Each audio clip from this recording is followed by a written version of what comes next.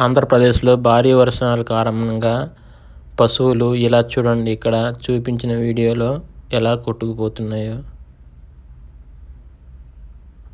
ఆ దేవుడు తప్ప ఇంకెవ్వరూ ఈ మూగజీవుల్ని రక్షించలేరన్న నమ్మకం కలుగుతుంది.